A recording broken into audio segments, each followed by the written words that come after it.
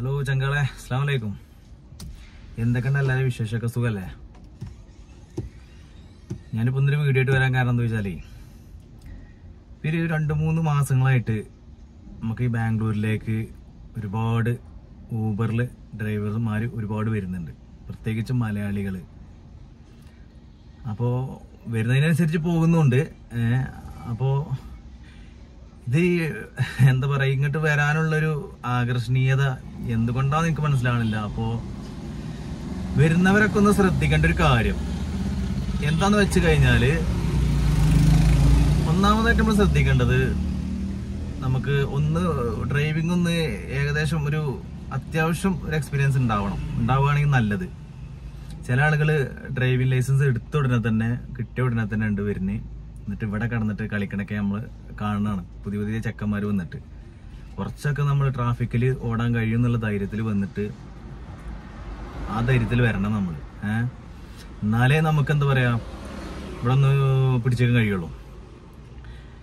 പറയാനുള്ള കാരണം എന്താണെന്ന് വെച്ചാൽ, നമുക്ക് വണ്ടിക്ക് എന്തെങ്കിലും കംപ്ലൈന്റുകൾ പറ്റിക്കഴിഞ്ഞാലൊക്കെ ചില ഫ്ലൈറ്റുകൾ, ഇപ്പോൾ നമ്മളിപ്പോൾ ഒരു ഏജന്റിന്റെ കീഴിലാണ് ഇവിടെ കഴിയുക. അപ്പോൾ ചില ഫ്ലൈറ്റുകൾ ചിലപ്പോൾ വണ്ടീൻ്റെ കേടുപാടുകൾക്ക് അറിയായിരിക്കും. എല്ലാ ഫ്ലൈറ്റുകളും അങ്ങനെ കേടുപാടുകൾ അറിയണമെന്നില്ല. അപ്പോൾ അതൊക്കെ നമ്മളൊന്ന് ശ്രദ്ധിക്കണം. അപ്പോൾ അതൊക്കെ ഒന്ന് ലെവലായിട്ട് വരിക. പിന്നെ നമ്മൾ കാര്യമായിട്ടൊന്ന് ശ്രദ്ധിക്കേണ്ട ഒരു കാര്യം എന്താ വെച്ചാൽ, ഊബർ ഓടിക്കാൻ വരുമ്പോൾ ഇവിടെ 2-3 ഓപ്ഷനുകളുണ്ട്. അതായത് നമുക്ക് ക്യാഷ് ഇൻവെസ്റ്റ് ചെയ്തിട്ട് ഇവിടെ ജോയിൻ ചെയ്യാം. എന്നിട്ടത് 2-3 മാസം കഴിഞ്ഞാൽ റീഫണ്ട് ആയിട്ട് കിട്ടും. അല്ലാതെ നിങ്ങൾക്ക് ഡെയിലി റെന്റിന് 12 മണിക്കൂർ വെച്ചിട്ട് ഓടാം. അത് ഒരു 500 രൂപ 12 മണിക്കൂറിന് റെന്റ് വരുന്നുണ്ട്. അപ്പോൾ ആ ലെവലിൽ ഓടാം. ഇനി ഫുൾ ടൈം ഓടണമെന്നുണ്ടെങ്കിൽ 1000 രൂപ റെന്റ് വരുന്നുണ്ട്. അപ്പോൾ ഞാൻ പറഞ്ഞു വന്നതെന്ന് വെച്ചാൽ, നമ്മൾ കുറച്ച് കാര്യങ്ങൾ മനസ്സിലാക്കണം നല്ലതാണ്. അതായത് ബാംഗ്ലൂരിലേക്ക് ഊബർ ഓടിക്കാൻ വരുന്നവർ മനസ്സിലാക്കേണ്ട ഒരു കാര്യം എന്ന് പറഞ്ഞാൽ, നമ്മൾ അത്യാവശ്യം എല്ലാവരും പറയും നല്ല പൈസ ഉണ്ടാക്കടാ, മറ്റേത് ഉണ്ടാക്കാം, ഒക്കെ ശരിയാണ്. പൈസ ഉണ്ടാക്കാം, നല്ല പരിപാടിയൊക്കെ തന്നെയാണ്. പക്ഷെ ഏത് പണിക്കും അതിൻ്റെതായ കഷ്ടപ്പാടുണ്ടാവില്ല. ആർക്കും വെറുതെ എവിടുന്നും പൈസ ഒന്നും വാരി കിട്ടില്ലല്ലോ. അപ്പൊ അതിൻ്റെതായ ബുദ്ധിമുട്ടും കാര്യങ്ങളൊക്കെ ഉണ്ടാകുമ്പോൾ നമുക്ക് അത്യാവശ്യം പൈസയൊക്കെ ഉണ്ടാക്കാൻ പറ്റും പരിപാടിയൊക്കെ തന്നെയാണ്.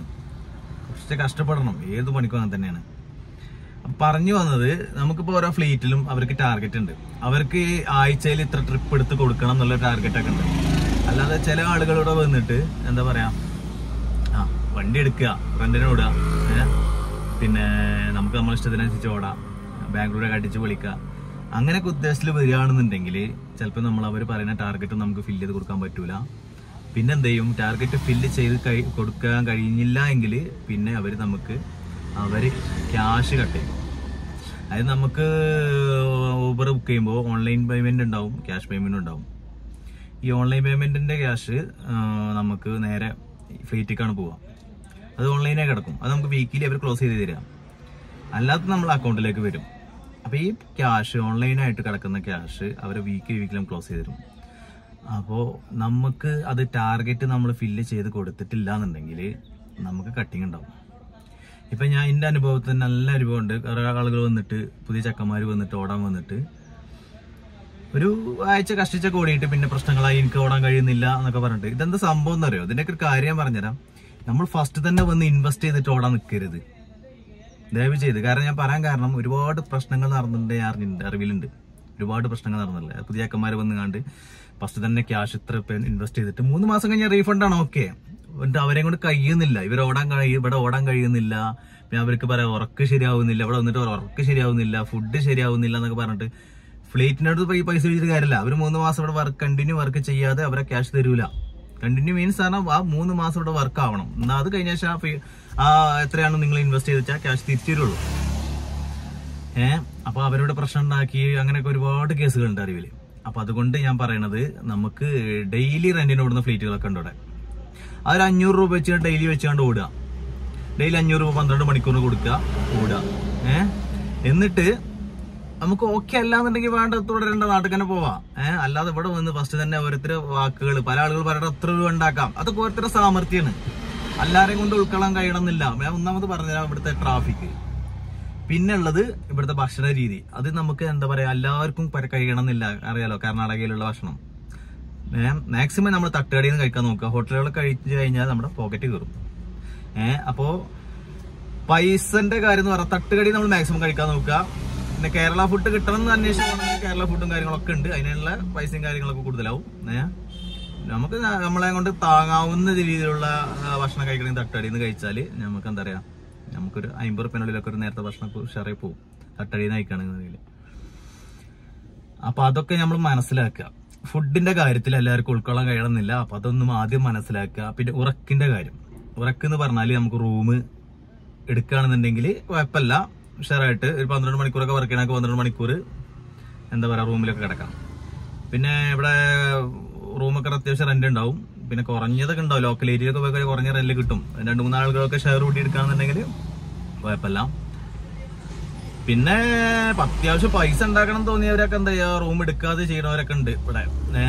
റൂം എടുക്കാതെ ചെയ്യാം. അപ്പൊ അങ്ങനെ ആകുമ്പോൾ റൂം എടുക്കാതെ ആകുമ്പോൾ ആ പൈസ നമുക്ക് ലാഭിക്കാം. പക്ഷെ എന്നാലും നമ്മൾ ആരോഗ്യം നമ്മൾ കുറെയൊക്കെ നോക്കും വേണം, അത് വേറെ കാര്യം. ഉറക്കിന്റെ കാര്യത്തിൽ അങ്ങനെയാണ്, ഭക്ഷണത്തിന്റെ കാര്യം എങ്ങനെയാണ്, പിന്നെ ട്രാഫിക്കിന്റെ കാര്യം ഇങ്ങനെയൊക്കെ തന്നെയാണ്. കാര്യങ്ങൾ മനസ്സിലായില്ലേ? ട്രാഫിക് പെരും ട്രാഫിക് തന്നെ ആവും ചില നേരങ്ങളിൽ ഒരു കുഴപ്പം ഉണ്ടാവില്ല. അപ്പൊ നമ്മൾ അതിലൊന്നും എന്താ പറയാ ടെൻഷൻ അടിക്കാൻ പാടില്ല. പിന്നെ ഏത് പണിക്കും അതിന്റെ കഷ്ടപ്പാടുണ്ടാവും. അപ്പൊ അതൊക്കെ മനസ്സിലാക്കിയിട്ട് നമ്മൾ പിടിച്ചു നിൽക്കാൻ നോക്കുക, കഴിയുന്നത്ര പിടിച്ചു നിൽക്കാൻ നോക്കുക. കഴിയില്ല എന്നുണ്ടെങ്കിൽ പിന്നെ നമുക്ക് ഒന്നും ചെയ്യാൻ കഴിയില്ല. അപ്പൊ അതുകൊണ്ട് ഞാൻ പറഞ്ഞ ആദ്യം തന്നെ നമ്മൾ വരുമ്പോ തന്നെ ഇൻവെസ്റ്റ് ചെയ്തിട്ട്, ക്യാഷ് ഇൻവെസ്റ്റ് ചെയ്തിട്ട് എന്താ വരരുത്. ദയവ് ചെയ്ത് നമ്മൾ ആദ്യം ഡെയിലി 500 രൂപ വെച്ചിട്ടോ അല്ലെങ്കിൽ ഫുൾ ടൈം ഓടാൻ പറ്റും 1000 വെച്ചിട്ടോ ഒക്കെ ഓടിക്കോളി. എന്നിട്ട് നിങ്ങൾക്ക് ഓക്കെ അല്ല, നിങ്ങൾക്ക് ഫുഡ് ഓക്കെ അല്ല, ഉറക്കം ശരിയാവണില്ല, ട്രിപ്പ് ഓക്കെ അല്ല, ഒക്കെ പ്രശ്നങ്ങളാണ്. അങ്ങനെയാണെന്നുണ്ടെങ്കിൽ നിങ്ങൾക്ക് പോവാലോ. അങ്ങനെ കൂടുതൽ ഫ്ലീറ്റുകളിവിടെ ഉണ്ട്. ഡെയിലി 500 വെച്ചിട്ട് അല്ലെങ്കിൽ 12 മണിക്കൂർ 500 വെച്ചിട്ട് ഫുൾ ടൈം 1000 വെച്ചിട്ടൊക്കെ ഓടുന്ന ഇതുണ്ട്. അവരെന്നെ കമ്പനി റൂമും തരുന്നുണ്ട്, എന്തോ ചിലർ കൊടുക്കണമെന്നുണ്ട്.